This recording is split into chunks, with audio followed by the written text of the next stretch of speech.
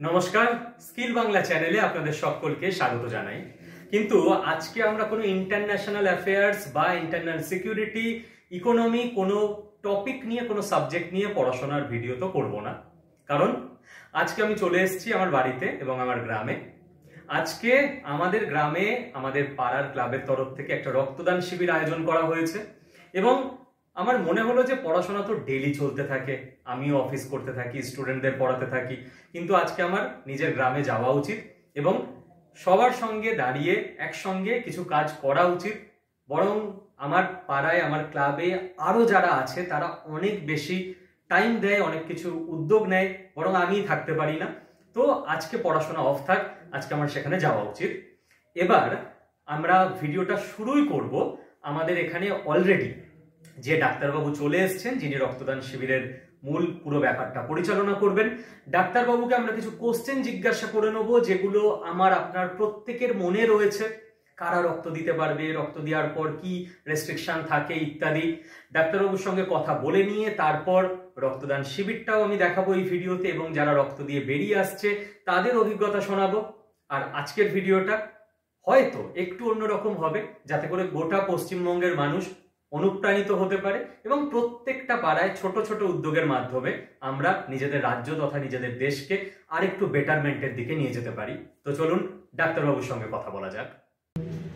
নমস্কার, আমরা এই মুহূর্তে কেউটিয়া কালীতলায় সমন্বয় ক্লাবের উদ্যোগে এবং স্থানীয় বাসিন্দাদের উদ্যোগে যে রক্তদান শিবিরের আয়োজন করা হয়েছে এবং আমাদের অনুরোধে আমরা আমাদের সঙ্গে ডাক্তারবাবুকে, ডক্টর তাপস কুমার নন্দী মহাশয়কে, অলরেডি উনি চলে এসেছেন, উনি আমাদের মধ্যে আমাদের অনুরোধ রেখেছেন। তো স্যারকে আমি প্রথমেই যেটা রিকোয়েস্ট করছিলাম যে রক্তদান নিয়ে এখনো 2025 সালেও মানুষের মধ্যে নানান জিজ্ঞাসা তো আছে, জিজ্ঞাসা থাকবে স্বাভাবিক, এবং অনেক মিসকনসেপশনও আছে, যেটা হয়তো সমাজ মাধ্যমে যারা হয়তো সাবজেক্টটা সম্পর্কে অতটা জানেন না তারাও বিভিন্ন জায়গায় কমেন্ট করে দেন যে রক্ত দিলেই প্রবলেম হয়ে যাবে, তোমার রক্ত দিও না ইত্যাদি। তো স্যারের থেকে একেবারে আমরা সরাসরি জেনে নেব কয়েকটা প্রশ্ন যেগুলো সাধারণত আমাদের মনে থাকে। তো স্যার, প্রথমেই আমাদের গ্রামের সকলের তরফ থেকে আপনাকে স্বাগত জানাই। স্যার, প্রথমে যেটা জিজ্ঞেস করবো আপনাকে, যে রক্ত দেওয়ার জন্য এলিজিবিলিটি, কারা রক্ত দিতে পারে? রক্তদানের প্রথম শর্ত হলো সুস্থ শরীরে রক্ত দিতে হবে। 18 থেকে 60 বছর, যদিও এখন 60 থেকে 65 বছর করা হয়েছে, যারা একদম স্বাভাবিক সুস্থ থাকে এবং যারা বিফোর 60 বছরের আগে বেশ কয়েকবার রক্ত দিয়েছে তাদের থেকেই রক্ত নেওয়া হয়ে থাকে। এবং 18 থেকে 60 বছর বয়সে ছেলে এবং মেয়ে উভয়ই রক্ত দিতে পারে, যদি শারীরিক কোনো সমস্যা না থাকে, তার ভারী কোনো অসুখ বিসুখ, হাসপাতালে যাওয়ার মতন রোগে যদি না ভুগে থাকে, তাহলে সে রক্তদান করতে পারে। আচ্ছা, তাহলে প্রথম প্রশ্নের উত্তর আমার ধারণা যে আমরা সকলে এবার বুঝে গেলাম যে রক্ত দিতে গিয়ে সাধারণভাবে ভয় পাওয়ার কিছু নেই, যদি না স্যার যেটা বললেন কোনো বড় ধরনের অসুখ বিসুখ আপনার থাকে। স্যার, সেকেন্ড যেটা আপনার থেকে জানবো, যে যখন কেউ রক্ত দিচ্ছে তো অ্যাট এ টাইম কত ml রক্ত তার শরীর থেকে নেওয়া হয়, মানে নেওয়া যেতে পারে ম্যাক্স? আমরা রক্ত নিই 350 মিলিলিটার। আচ্ছা, 45 কেজি যার ওজন হয় তার বডিতে প্রায় 5 থেকে 6 লিটার রক্ত থাকে। আচ্ছা, তার মধ্যে এক্সট্রা রক্ত 78 ml পার লিটার। ওকে। আমরা ওয়েটে আমরা কাছ থেকে নিতে পারি, এক্সট্রা থাকে, সেই এক্সট্রা রক্ত থেকে আমরা এই রক্ত কালেকশন করে থাকি। আচ্ছা, মানে প্রত্যেক লিটার রক্তের মধ্যে 78 মিলিলিটার রক্ত এক্সট্রা, অতিরিক্ত। সেই অতিরিক্ত রক্ত থেকে আমরা সংগ্রহ করে থাকি মিনিমাম 350 মিলিলিটার। আচ্ছা, আর এই যে রক্তটা কোনো একজন মানুষ রক্তদান শিবিরে দিলেন, তো এই ব্লাডটা আবার তার বডিতে জেনারেট হতে কিরকম সময় লাগতে পারে? এই 350 মিলিলিটার ভলিউমটা 24 ঘন্টার মধ্যে পূরণ হয়ে যায় আচ্ছা। আর রক্ত যে কাউন্ট হতে তা ঘাটতি পূরণ হতে 21 দিন সময় লাগে। সেলটা রক্ত কণিকা, এই রক্ত কণিকা ফরমেশন মানে আবার সে রক্তদানে উপযুক্ত হতে পারে, এই সময়টা লাগে 120 দিন, 90 দিন। 120 দিন হচ্ছে একটা সেল আয়ুর, রক্ত আরবিসির আয়ু। কিন্তু 90 দিন পরে সেলটা একটা আরবিসি পূর্ণবয়স্ক হিসেবে কাজ করতে পারে। তাই পূর্ণতা লাভ করার ফলে আমরা 90 দিন পরে তার কাছ থেকে আবার রক্ত দিতে পারি। আচ্ছা, বেশ। তো স্যার এখানে যে প্রশ্নটা স্যার থেকে জানতে চেয়েছিলাম, এছাড়াও আরেকটা প্রশ্নের উত্তর আপনাদের মনে হয়তো আমাদের সকলের মনেই থাকে যে আজকে রক্ত দিলে আবার কবে আমি রক্ত দিতে পারি, সেটাও স্যার বলে দিলেন আমাদেরকে। আর স্যার যে ব্যাপারটা জানতে চাইবো যে এই রক্ত দেওয়ার পর এই 21 দিন বা কোনো সময়, এই সময়টা কি তার আলাদা কোনো ডায়েট বা লাইফস্টাইল রেস্ট্রিকশন কিছু থাকবে না নরমাল? কোনো রেস্ট্রিকশন নেই, স্বাভাবিক খাওয়া, স্বাভাবিক কাজকর্ম। আচ্ছা, কোনো কিচ্ছু নেই, এক্সট্রা কিচ্ছু দরকার নেই, এতে কোনো পরিবর্তন হয় না। এমনকি রক্ত দেওয়ার পর তার ওজনের কোনো ঘাটতি হয় না।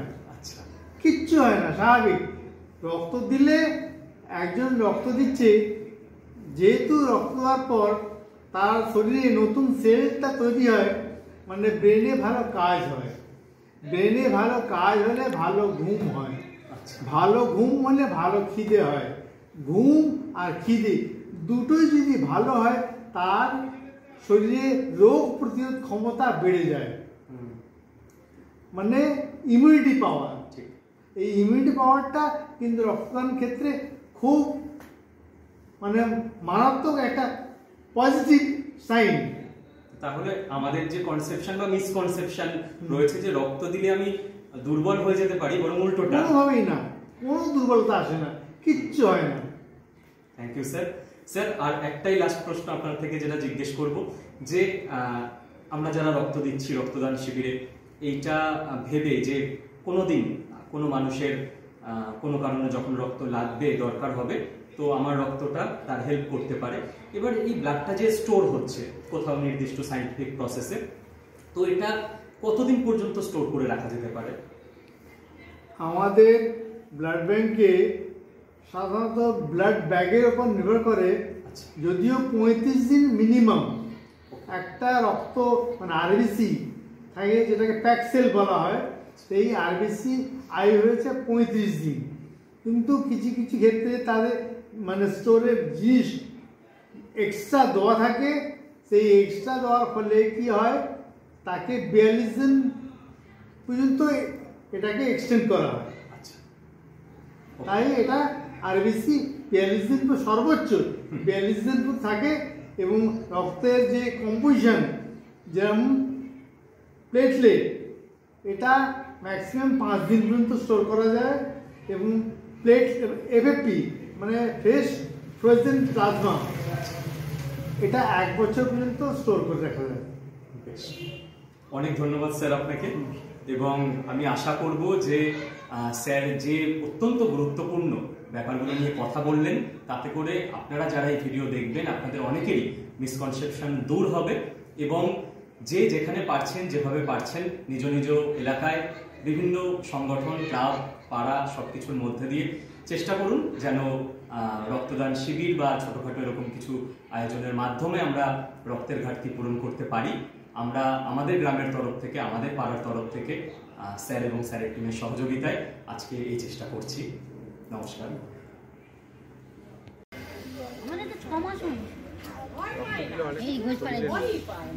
কিছু জানা যায়, তারপরে শরীরের 32 ব্যবস্থা দেওয়া যাবে। পরীক্ষার পর গামলা নেবে, গামলা নেবে, গামলা নেব, তুমি দেবে না? হ্যাঁ, শরীরের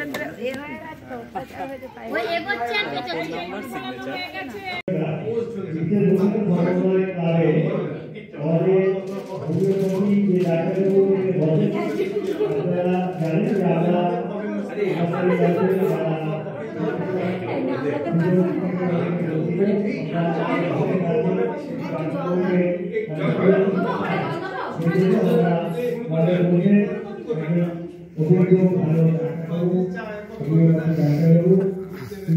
তোর ভয় লাগছে না তো? ব্যাস একদম। তো দীপ্তদীপ আর সায়নের রক্তদান কমপ্লিট। রক্ত দিতে ভয় লেগেছে তোদের? হ্যাঁ, কতক্ষণ লাগলো? 15 মিনিট মতো। আর এখন রক্ত দেওয়ার পর কিছু অসুবিধা লাগছে না? একদম ঠিক আছে। একটু তো সামান্য প্যানিক হয়, সে ব্লাড টেস্ট করতে গেলেও হয়। আর রক্ত দেওয়ার পর কি ফিল হচ্ছে? যেন ভালো কাজ করলাম। তোদের বয়স কত? কার বয়স কত? কি নাম নিজেরা বল। আমার নাম দীপ্তদীপ বিশ্বাস, আমার 21 বছর বয়স। আমার নাম সায়ন ঘোষ, 23 বছর বয়স। তো এরপর আবার রক্তদান অনুষ্ঠান হলে নির্দিষ্ট টাইম পর আবার দিবি, তাই তো? হ্যাঁ। বাহ। কেউটিয়া কালীতলা সমন্বয় ক্লাবের পক্ষ থেকে যে রক্তদান শিবিরের আয়োজন করা হয়েছে আজকে, যে কোনো অনুষ্ঠানেই আমরা যেটা জানি যে অবশ্যই সবাইকে সঙ্গে নিয়ে করতে হয়, সবাই সঙ্গে থাকে, কিন্তু তার মধ্যেও সামনের সারিতে ফ্রন্ট থেকে পুরো কাজটা করার জন্য কিছু মানুষের দায়িত্ব একটু বেশিই থাকে। তো আমাদের আজকের রক্তদান শিবিরের জন্য শুভজিৎ ঘোষ ও এই মুহূর্তে ইন্ডিয়ান রেলওয়েতে কর্মরত। ও যথেষ্ট বেশি উদ্যোগ নেওয়া থেকে শুরু করে পুরো ব্যাপারটা অ্যারেঞ্জ করা প্রথম থেকে করেছে, এবং আজকের এই যে প্রচেষ্টা এবং তার সাফল্য, আমি শুভদাকে রিকোয়েস্ট করব যে ওর যে এই এক্সপেরিয়েন্স এটা সবার সঙ্গে শেয়ার করে নেওয়ার জন্য, যাতে করে আরও 5 জন মানুষ, আরও 5টা গ্রামের মানুষ সারা পশ্চিমবঙ্গের তারা উৎসাহিত হতে পারে। তো শুভদা, যদি কিছু বলিস। নমস্কার। প্রথমেই আমরা কেউটিয়া কালীতলা সমন্বয় ক্লাব দুর্গাপুজো কমিটির পক্ষ থেকে স্কিল বাংলা চ্যানেলের সমস্ত দর্শকদের জানাই আন্তরিক শুভেচ্ছা। আজকে আমাদের একটা খুব ক্ষুদ্র প্রয়াস, কিন্তু তার সার্থকতা হয়তো সমাজের ক্ষেত্রে খুবই বড়। রক্তদান শিবির আমরা আয়োজন করেছি। আমাদের খুবই পরিচিত শুভদীপ স্যার স্কিল বাংলা চ্যানেলের এত ব্যস্ততার মধ্যেও আমাদের সঙ্গে আজকে সময় দিয়েছেন। তাহলে আপনারা এই বার্তাটাই দিচ্ছি সমস্ত সমাজে, যে প্রত্যেকটা পাড়ায় পাড়ায় এই যে যদি রক্তদান শিবিরটা আমরা আয়োজন করি, তাহলে হয়তো আমাদের দেশে কাউকে রক্তের অভাবে মরতে হয় না। আমাদের ক্ষুদ্র প্রয়াসটাই হয়তো অনেক বড় আকার এভাবেই ধারণ করবে।